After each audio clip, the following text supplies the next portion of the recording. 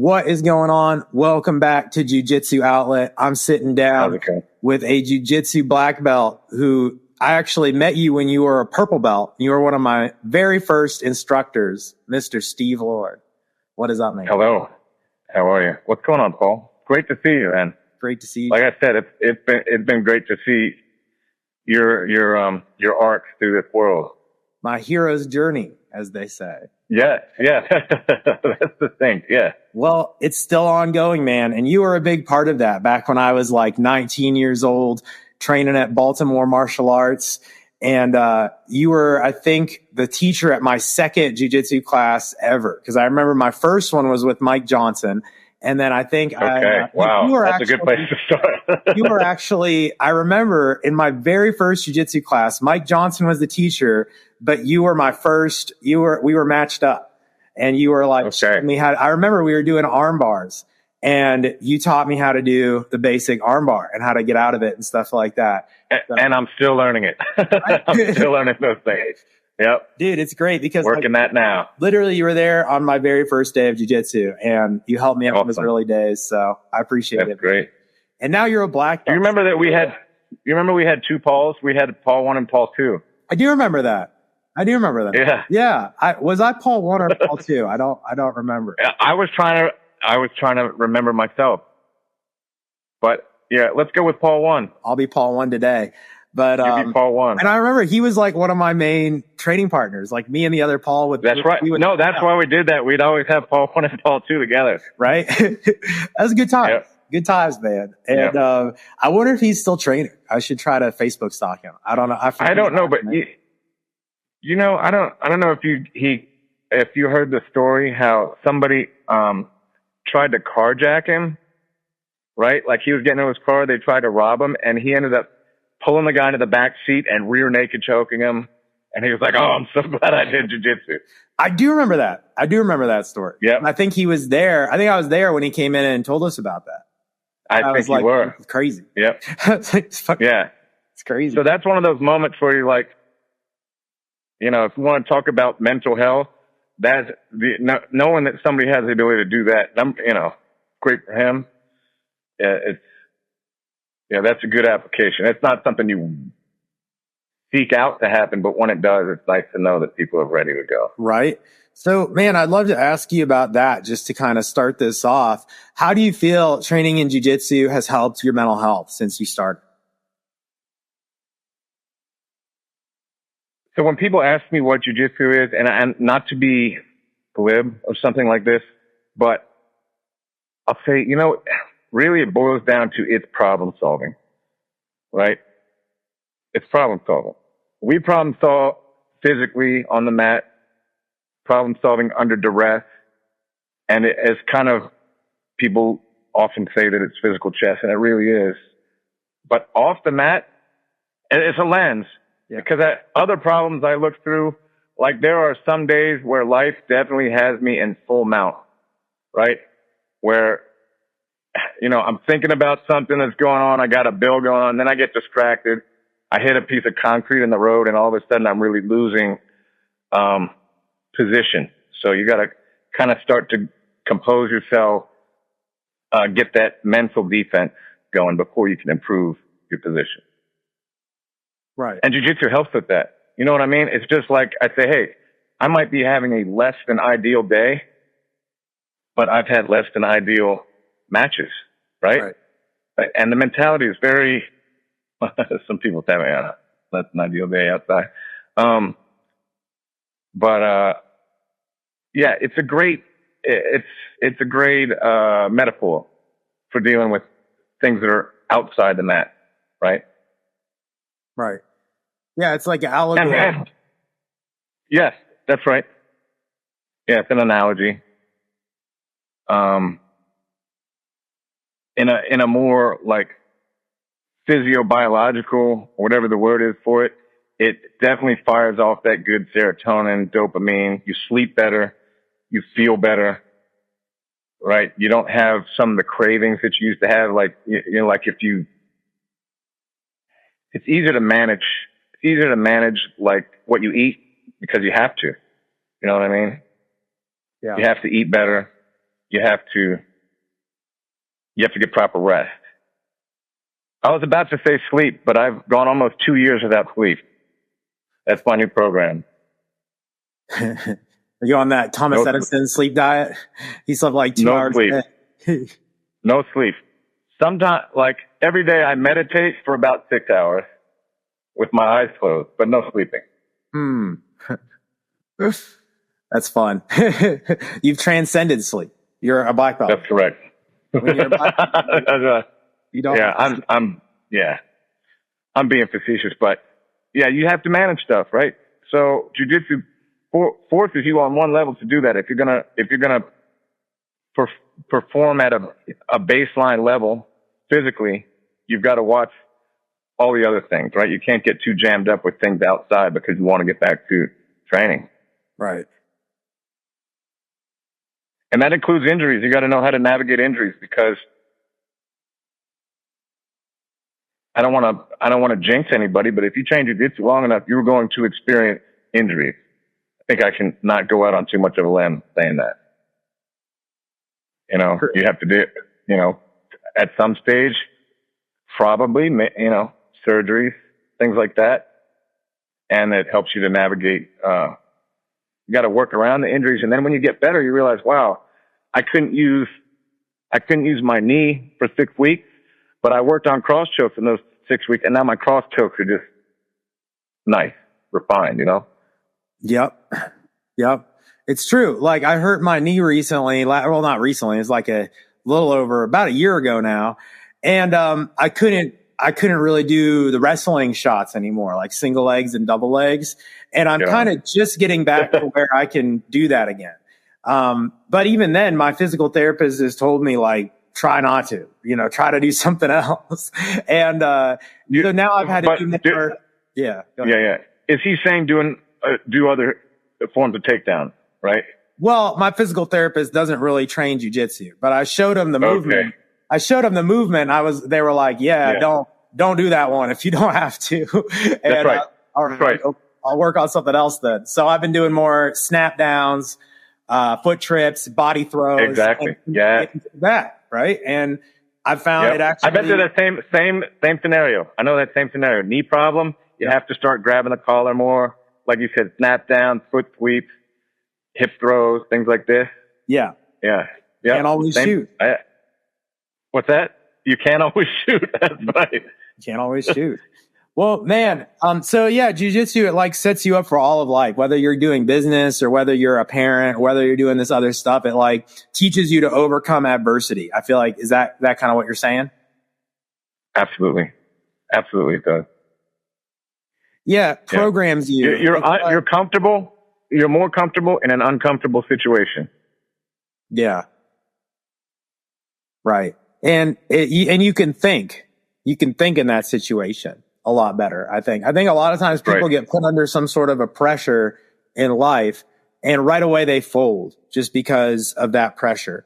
And they don't start to think about, like, here's an example. One time a couple years ago, I got a nasty letter from the IRS saying that I was behind on some payment, that there was something wrong, that I had underpaid with my taxes and I owed them all this money. And I forget all the details because it was like a couple years ago, but I owed the IRS all this money. There was some problem with the tax return. And my first reaction was like, oh my God, I was gonna have to pay him like, I think it was like $800 or something like that. Like, it's like, man, I don't really have an extra $800 to pay the IRS right now. And I was kind of freaking out. And then right away, I was able to calm myself down and kind of reread the document. And I realized that what it said wasn't that I owed $800. They said there was a problem with your tax return and our records are showing that you owe us $800. So I was like, okay, let me go talk to my CPA and see what he has to say.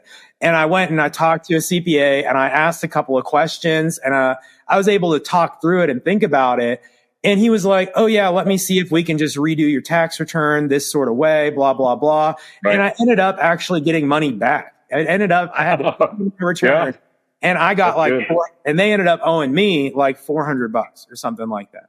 And that kind of mentality where like you don't freak out. Instead, you're like, okay, all it says here is there's a problem and that I need to deal with it. And that's what jiu-jitsu teaches you is like, well, there's a problem. You got to deal with it. And you can maybe take the back off of that situation. Right. You don't have and in that analogy, the IRS had your back, but then you realize the IRS's ankles were crossed. Exactly. And you ankle locked them. Exactly. Precisely. And, but jiu-jitsu teaches you that stuff where you can stop and think. Yeah. You don't just freak out. You don't just get a letter in the mail. You're like, oh my God, the world's going to collapse. It's like, no, you're probably going to be okay. Probably going to be. Right. And that kind of mentality follows you everywhere. You're totally right. It sure does. And so you have your personal mentality. You have the physical requirements that you have to be healthier for, which is going to help your mind, your brain being part of your physicality. And then you have the aspect of I'm trying to think of the best word for it, like a camaraderie. You meet so many good people in jiu-jitsu. So sometimes when you have a problem, you also have a network to solve that problem, right? And people that then can communicate in a similar way, which is hopefully high functioning. Yeah, that's one of the biggest things that I hear people say about how jiu-jitsu helps them is the community. And I mean, look at us right here. Like we haven't actually met in years, but we've stayed in touch. Years. It's been years. Awesome. Yep. And I feel like if you stopped in here in Missouri, or if I was in Maryland, we would pick it up right where we left off. Probably start talking about some new move that we've been working on or something like that. Yeah. It's good stuff, man. So let me ask you about this. How has jiu-jitsu helped other areas of your life, whether it be like your relationships or your career or just other things about life besides your mental health? So let's go with interpersonal relationships, right? Especially when dealing, it could be anybody, right? But we'll say somebody who doesn't necessarily train jiu-jitsu, and you have some sort of a verbal conflict. I've found that sometimes you just hit them with a little bit of silence and let them talk through, almost like you've got them in guard and you're waiting for them to make a move before you sweep them, right? So it's that composure. It's kind of watching what they're going to do and also treating them with mercy, because after you sweep them and you get on top in a verbal sense, right, you want to give them an out, right? You're not just going to rip their head off or rip their arm off. You're going to stretch them or strangle them and make them tap, and then you shake their hand and get up, right? So you, I guess, can prevail in what would have been an argument and then show what I guess translates as sportsmanship at the end, right? Because you'll have matches where you have trainings where you go hard with somebody, but afterwards, it's the occasion where it becomes hostile is very rare. It's usually the other way. People are like, man, you got me, right? Yeah. Show me what you did. So there's a respect there that develops. Correct. Right. It helps. Yeah. Right. And you respect what's the bigger picture here. It's not about, if you argue with somebody, you don't want to metaphorically destroy them, right? You want to make it so you can kind of be harmonious. If it's somebody you're going to continue to deal with anyway, I'm sure that's not always the case. Some people probably need to be, sometimes when people are out of your life, it's addition by subtraction, right? But I mean, if you want to continue a relationship with somebody, whether it's a friendship or whatever kind of relationship, you might have it out, but then you're going to hug it out on the end, right? On the back end. Yeah, exactly. It teaches you de-escalation a lot of times. Right. Yeah. That's one of the keys, I think, is learning how to de-escalate a situation so that it doesn't become anything crazy or anything too out of hand. And I've heard people say that jiu-jitsu in particular and martial arts in general are the goal is to avoid conflict. But I don't I don't think I would choose the word avoid. I think there are times to avoid. I would say navigate, because there's sometimes that you're going to have to there's a paradox. You have to actually embrace the conflict. You have to enter into the conflict to resolve it. You can't always just avoid it. That becomes an inner conflict in itself, right? And that can lead to poor mental health. If you're always just like, oh, I don't want to deal with this. I don't, So yeah, you can. It helps you navigate. That's really interesting that you say that, because if you think about it, it's like the whole idea of learning about the macrocosm by studying the microcosm. Like, you can extrapolate that out to a whole civilization. Like, let's say the Ukraine and Russia, for example. Like, for instance, if someone wants to go in there and create peace, you can't just say, well, guys, just stop fighting. Just don't be mad at each other. It's like if you're in an argument with your wife or something, or someone, you can't just be like, hey man, just don't be mad at me. Problem solved.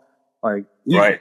It's like you're saying, right. you have to meet them where they're at and be like, okay, here's where Russia's coming from. Here's where Ukraine's coming from. This is what's happened. These are the things that we have to acknowledge, the things that have already happened.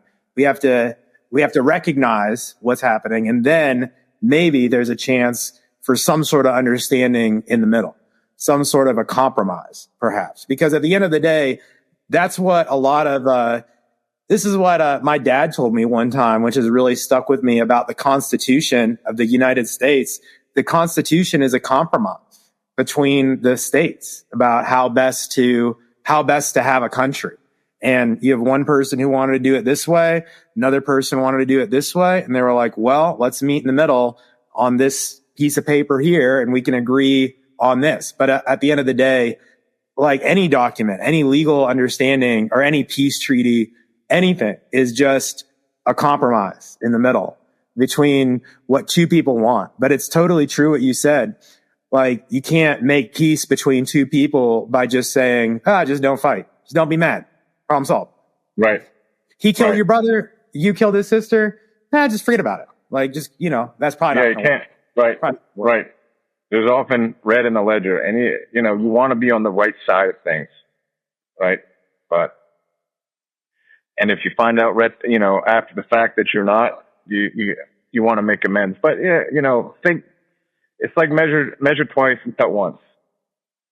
Think about if you're in the right, and if before you engage, I'm in the wrong, apologize or make a deeper compromise perhaps. Yeah. But again, it goes back to what you said. Like, you have to enter the conflict to get rid of it. Sometimes.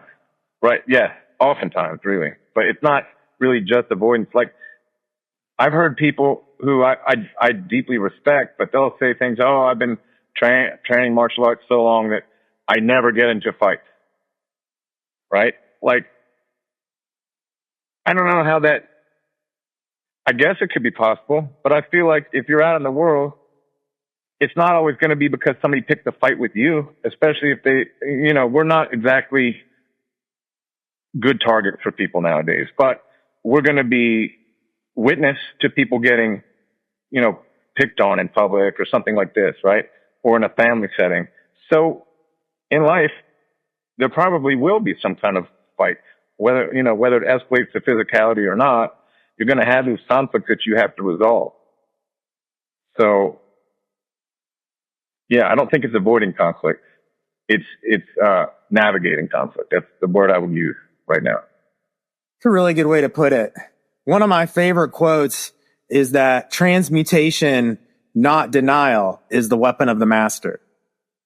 I think that is so true. Like, changing one thing into another instead of denying it.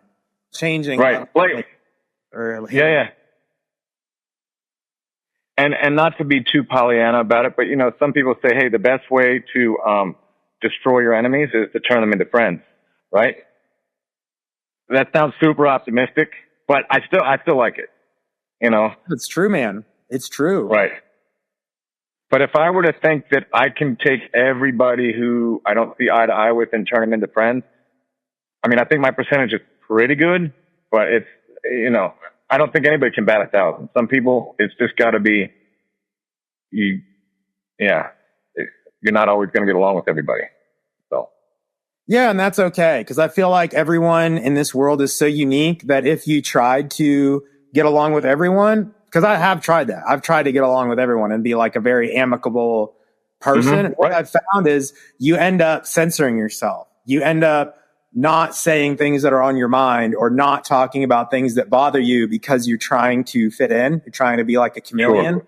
And I found it's a lot better to just speak your mind and be yourself. And then you will attract the people who are like you, and the other people who don't want anything to do with you, they're going to just leave you alone because they think you're crazy, or whatever. Sure. And sometimes you attract enemies. It's good to have the enemies you want. Just like it's good to have the friends you want. Right? It'd be nice to have an enemy count of 0. But if you are going to have an enemy, make sure you're like, you know what? That's an acceptable enemy to me. Yeah. Even then though, like, okay, going back to my example from the IRS, for instance. Everybody's enemy. Everybody's enemy. But here's the thing, from what I've encountered, because I've called... Or every U.S. citizen's enemy, I should say. It's true. But like in that case, for example, I had, I needed to talk to the IRS about something. So I call them up. And the person I talked to is a nice person, just like me. You know what I mean? So the people working at the IRS, for example, are nice people. It's almost like when people get into these entities, these voidless, faceless organizations, they have this potential to cause some screwballness. For sure. That's the banality of evil, right? It's somebody who says, hey, it was a job. I took the job. It's got benefits. They addressed this in one of those early Kevin Smith movies about people who were working on the Death Star as contractors versus people that worked for the Empire itself. I mean, I bet you if you called the Death Star, they'd probably have some very pleasant receptionist at the Death Star. They don't have Darth Vader answering the phone. No, that's bad. That's bad for business, right? It's true. But Darth Vader's still behind it. So that's a good point. It's true. And I think that is kind of how it works. But I guess back to your point, I think that jiu-jitsu, martial arts, helps us to navigate all of this, kind of like what you were saying. It helps you realize, like, okay, I don't need to blow up on the random person at the IRS who's just a normal person trying to pay their bills. I need to take this up with the system. You know what I mean? So like, so I think that's where people get into trouble. They forget that people are people too, and they freak out. That's right. And they stop thinking, and they get into fight or flight. And then they call the IRS blowing up at someone because they just got a nasty letter in the mail, and then it gets worse because now they've got someone pissed at them or whatever. You know what I mean? But if you were to navigate it's a vicious cycle. Yeah, exactly. Yeah, be nice until it's time to, be less pleasant, I guess. Exactly. Yeah. But I feel like what you're just going back to what you said to start this off, jiu-jitsu, it helps train you for all of that. So that way your automatic response is to chill and take a deep breath and realize that probably going to be okay. You're probably going to be all right. Everything's going to be okay. In the final analysis, everything's going to be okay. And all our, that's just, we live, and eventually we won't be living on this plane anymore, but that'll be okay too. It's true. That's one of the things that I've learned over the years is just that life will continue. Will go on long after we're here, and it's been going on long before we ever arrived. Right. We're not here for a long time. We're here for a good time. So. Yeah, right. So, man, I wanted to ask you one more thing, just as we're kind of rounding this out. Like, how do you feel jiu-jitsu could help the world? Jiu-jitsu is becoming a lot more mainstream these days. There's a lot more people who are getting into it than when we first got started. What would you say is the best course of action here for kind of making it more mainstream? Or do you feel like it should always stay kind of like an esoteric, clandestine thing? That is a great question. That is a great question. And I think it's nuanced. I don't think there's a hard and fast answer there, because when things grow, they maybe get away from the intent. you know, and I'm from a Gracie Homaicha background, you know, so I think of what was Elio Gracie's intent, right? Or you know, one of my heroes in life is Professor Pedro Sauer, right? And I think, you know, how does he handle things? And it kind of takes it as it comes, and, you know, adjust to. He always welcomes new people coming in, but we want to keep the focus on problem solving, right? So if the whole world could solve problems, I'm not sure how that would look. I don't know. Man, I think that it would help a lot. But there's a benefit. I mean, it was also, when it was more obscure, like I'm going to say prior to the Stephan Bonner Forrest Griffin bout that was at the end of the first Ultimate Fighter. I think it was 2000, maybe 2000, between 2004 2006. I'm trying to think of what that year was, where all of a sudden everybody knew, and a lot more people were training, and people were watching UFC. It was no longer banned from pay-per-view. I think Blockbuster failed shortly after they had, because Blockbuster used to carry the UFC, right? They used to be able to rent it, the VHS tapes. And then they banned it from the stores at UFC 20. And so it was pretty obscure.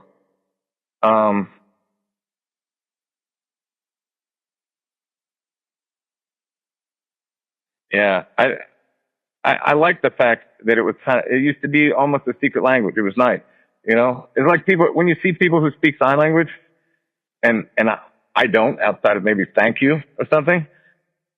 When you see people speaking sign language, you're like, man, that'd be pretty cool to be able to speak sign language and you know, get your way through the world with people that only knew that system. But I think, to your point, it's a tool for world improvement.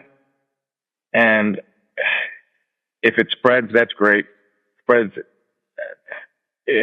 just want to see it in the right way and not become something that is antithetical to what it's supposed to be. Right. Yeah. Like, I think we had a brief conversation about people who do a lot of negative talking to hype up fights. Right. I mean, is that really is that the intent of what, you know, this form of jiu-jitsu is, right? And I don't think it's a hard no. I think it's mostly no, but sometimes they do that to grow it, you know, to create some drama. And Elio definitely did that. He would challenge Joe Louis, and the Gracies ran like a carnival type circus thing. So they're good at selling things. No conflict sells.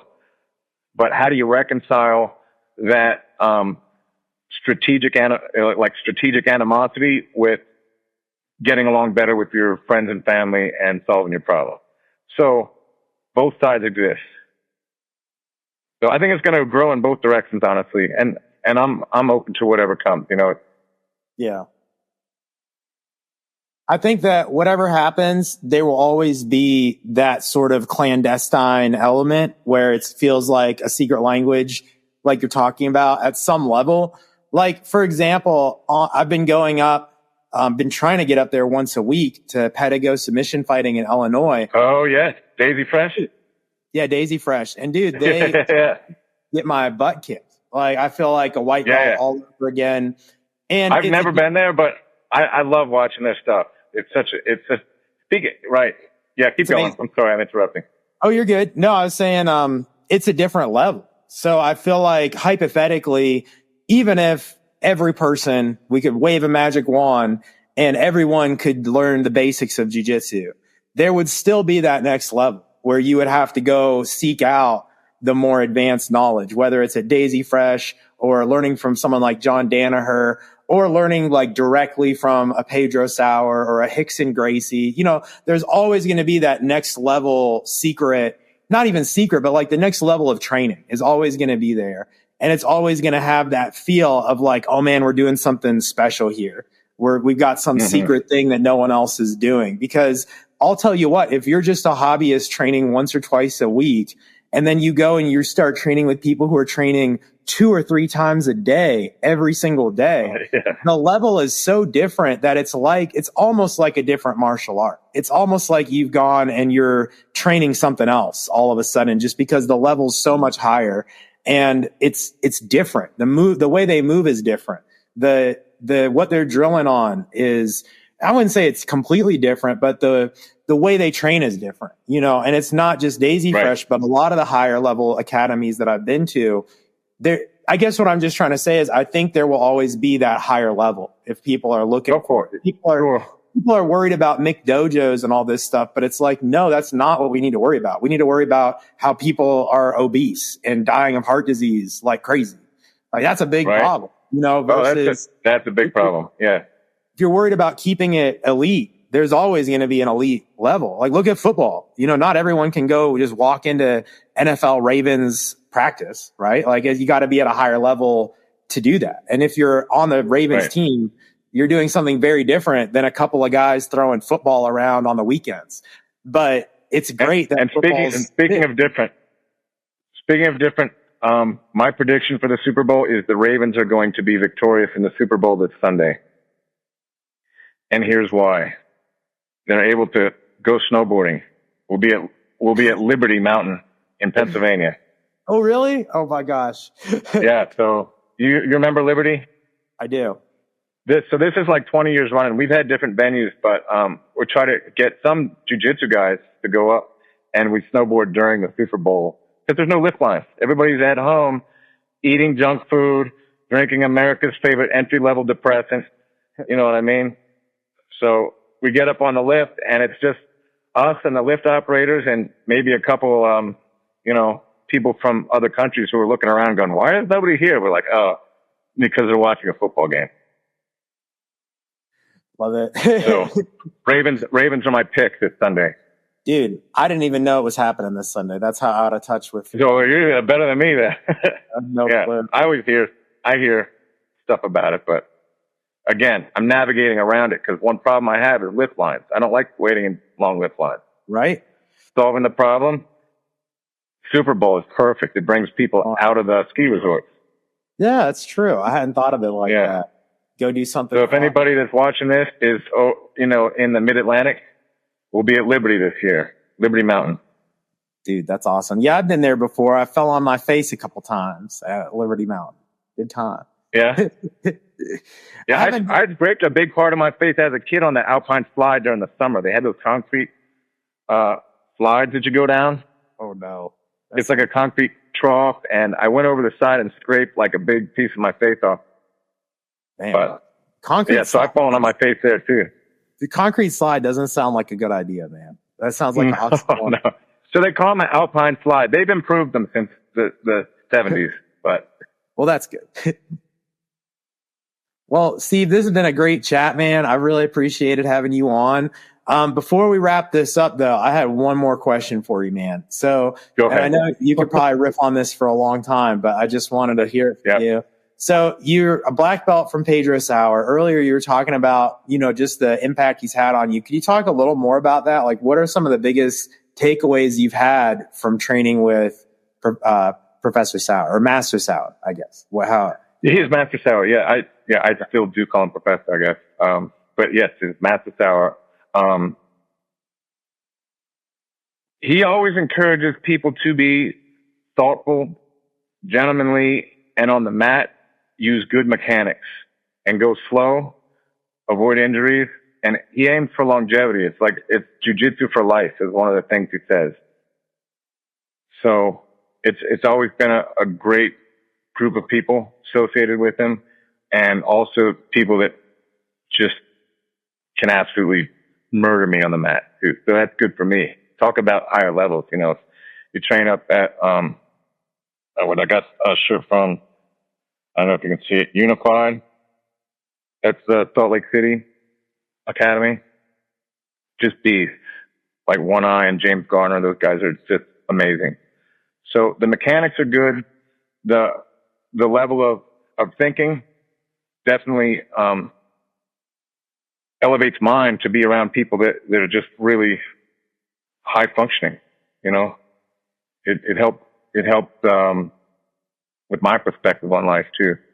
So it's, you know, it's good mechanics, good manners, and being open. You know, he's always inventing stuff. You know, he's open to stuff. I've seen people ask about a grip that that's different from the grip he uses, and he goes, "Oh, we'll take a look at it," and he'll go, "Yeah, he can see the benefit in this other grip," and then he'll go, "Hey, we can do this too." So it's like a laboratory. He's always experimenting, and he likes to say it's a laboratory. So absolute hero.